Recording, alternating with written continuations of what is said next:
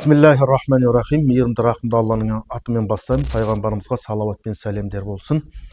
Еліміз аман, жұртымыз тыныш болсын. Енді жалпы мынау жат ағым деген кезде бұның өзіндік бір себептер бар. Яғни мысалы кейбір жат ағымдар арнайы бір саяси құрал болуы мүмкін, болмаса белгілі бір тараптан енгізілу нәтижесінде болуы мүмкін.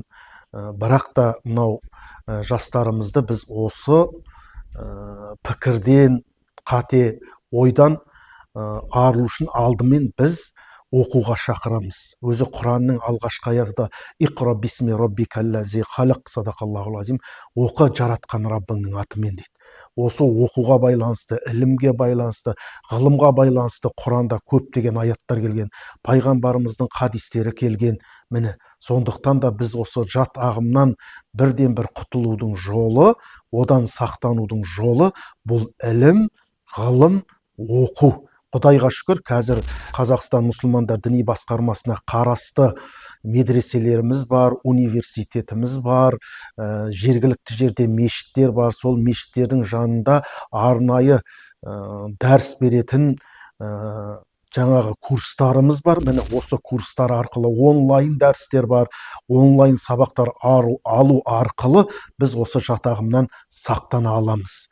Сондықтан бірден бір ескеретін жағдай, қазіргі күнде біз ілімімізді шыңдаған уақытта, жастардың санасы осы діни ілімді негізгі орталықтан алған уақытта осы жат ағымның жетегінен сақтана алады. Себебі қазір мынау ақпарат желілерінде сырттан әңгіме айтып отырған, сырттан фәтуа шығарып отырған, сырттан жастарымызды улап отырған сайттар болсын, жаңағы белгілі бір тұлғалар жоқ емес, бар.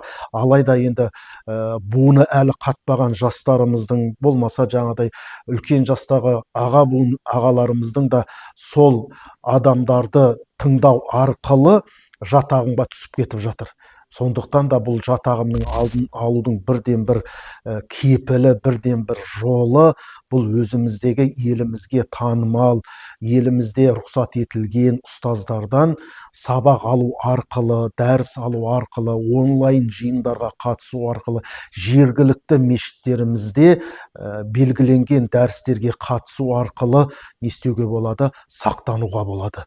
Сондықтан да құрметті қалайық, құрметті жамағат, егер дінді жақсы білгілеріңіз келсе, ұстағанның қолында тістегеннің аузында кетпейік десек, онда біз мынау жергілікті өзіміздің мешіттерімізден белгіленген сайттардан, танымал ұстаздарымыздан сабақ алатын болсақ, Құдайға шүкір біз адаспайтын боламыз.